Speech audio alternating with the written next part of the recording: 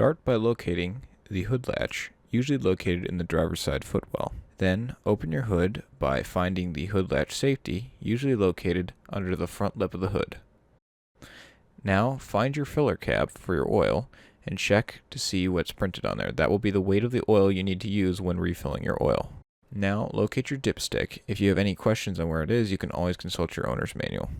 Pull out the dipstick and wipe off the oil so you'll get an accurate reading, then reinsert it.